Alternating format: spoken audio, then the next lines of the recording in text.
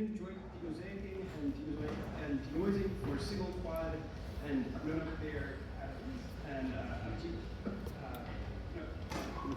yeah, very good. Thank you.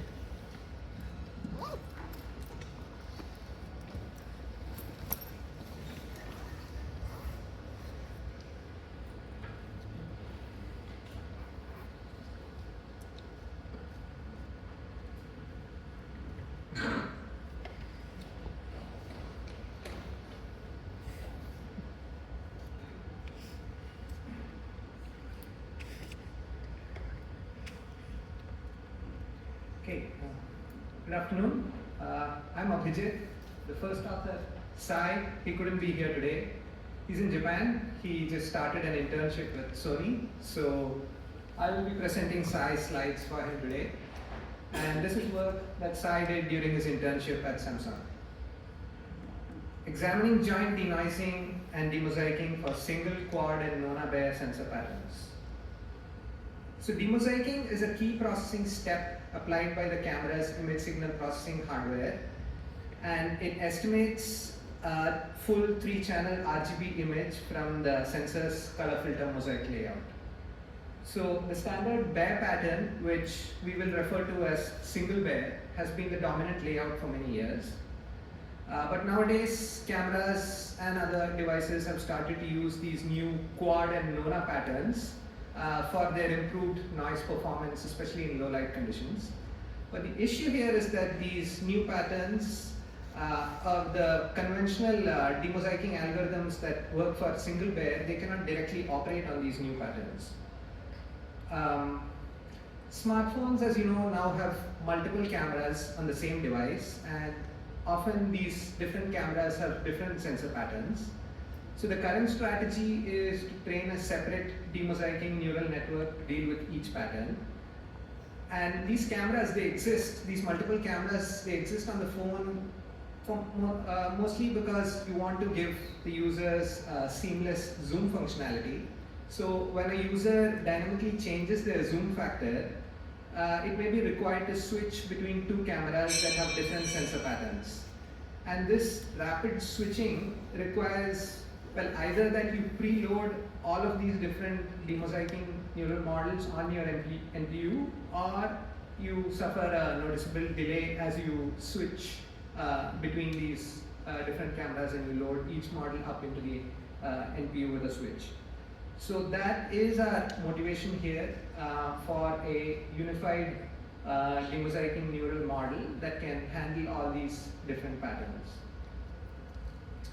Now there are a number of filtering-based demosaicing methods, but for the purpose of this talk, we'll be focusing on the learning-based ones.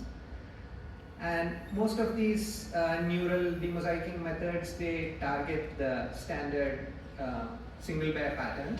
And in our experiments, one of the best performing methods was the JDNDM model from CVPR 22 for single Bayer demosaicing.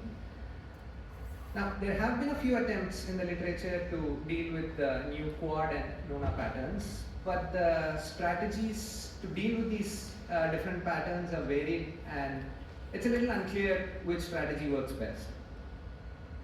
So one strategy is to remosaic the quad or Nona pattern to a standard single Bayer, and then use an existing single Bayer demosaicing network. The remosaicing itself can be achieved through a simple shuffling operation shown here, or you could learn the remosaicing using a neural network. A second strategy is to learn the demosaicing directly using again a DNN. So the BJDD and SAGAN models have architectures that are specifically designed for the quad and Nona patterns respectively, and they adopt the second strategy of learning the demosaicing directly. And the only prior work to our knowledge to use a unified model is CLAP. CLAP is our baseline in this paper. Alright, so what do we know so far? That there are these new patterns, and people have dealt with the demosaicing of these new patterns in different ways, but it's a little unclear what strategy works best. Okay? And one other important thing to remember here is that to train these demosaicing methods, you need aligned image pairs. And so, as part of this effort, we collected, well, actually, Sai collected a large raw data set using a pixel shift camera. Capture was carefully controlled. We were in a light box, known illumination, static scene, and camera. And we used colorful objects with a lot of high frequency details and texture to make this a challenging data set for demosaicing. Here are some samples from our data set. As it turns out, these images are not just hard for demosaicing, they're hard on my laptop. I can't go any faster, really high-res images. So while we wait for the slide to advance, we can take a moment to appreciate Sai's excellent choice of colorful objects and high-frequency textures that make this such a nice data set for demosaicing. All right, phew. Okay, we now have the tools to investigate these new patterns. And as a reminder, the problem space is a bit unclear. We don't know which strategy for demosaicing these new patterns works best. So as a first step, we took the individual best performing models for each pattern. In this case, the JD&DM for single, BJDD for quad, and SAGAN for Nona. And when trained and tested on our dataset, we get these numbers. But we were still interested in seeing how a naive demosaicing baseline performs in comparison. So we did this. We did a simple shuffle demosaicing of the quad and Nona back to single Bayer. And then we retrained single Bayer demosaicing network, JD&DM, on this shuffled data. And interestingly, it turned out that this simple baseline shown in the last row here worked quite well, indicating that perhaps you do not need these specialized architectures to deal with these new patterns. And we also tried another demosaicing variant that's quite popular in the literature, where the demosaicing was learned using a glue net, and a frozen JD&DM model was used to demosaic. So those are the results in the last row. And what is interesting is that it turns out that the simple baseline is still quite strong. So okay, again, what have we learned so far? That simple baselines still seem to work.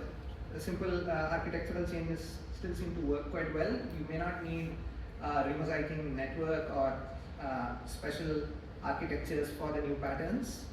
And one other important thing to note here is that everything we've tried so far still requires a separate model to deal with each pattern. And our goal, as you can remember, was a unified model. So let's try to build a unified model with these insights.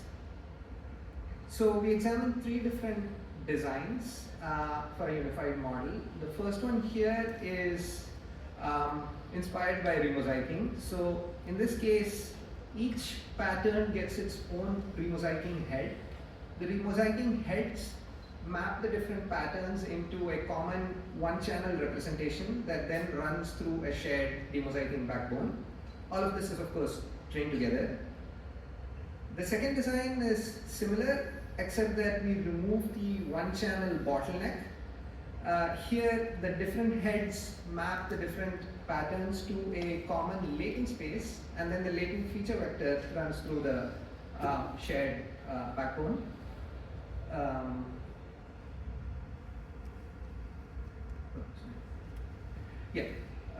The third and final design, and our design of choice, it's actually very simple.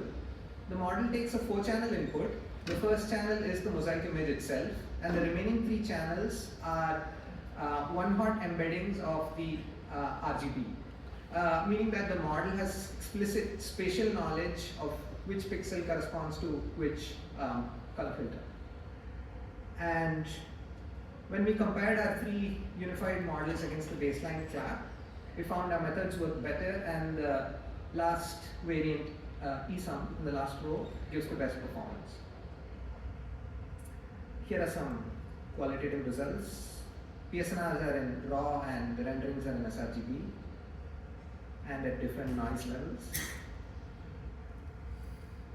We also tried a simple augmentation strategy during training that we call mosaic mask out. The idea is to simply mask out a few random pixels at each training iteration. And in the case of our ESUM model, we also update the corresponding mask embedding for those pixels that are masked out. And the takeaway really from this table is that mask out during training does give a slight performance improvement. But where mask out gets interesting is that it allows us to combine denoising, demosaicing with dead pixel correction, which usually is its own separate step on an ISP. So this table, the results here show the experiment where we simulated 1% of dead pixels on the sensor. And really, the takeaway is that if you train with mask out augmentation, you do not take a performance hit, even if there are some dead pixels on the sensor. Yeah, that's what the table shows. So in summary, we've showed that these new patterns can be handled with slight modifications to existing single-layer architectures.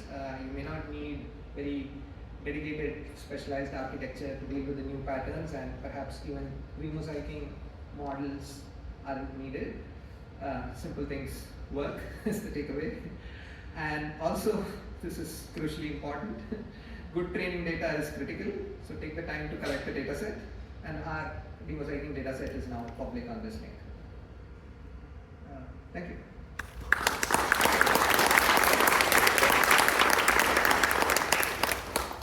We have the next speaker come up just to maybe, and that we can take a question.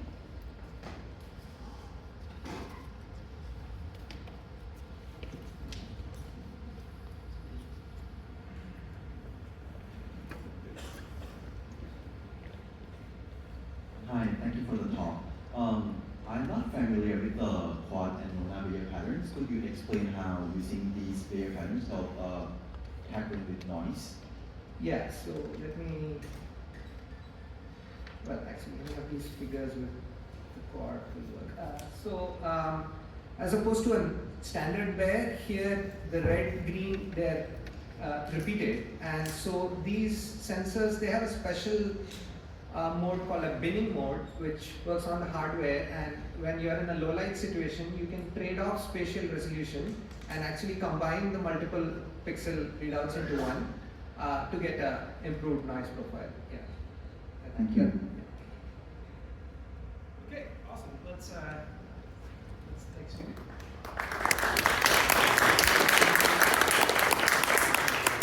Up next, we have super resolution with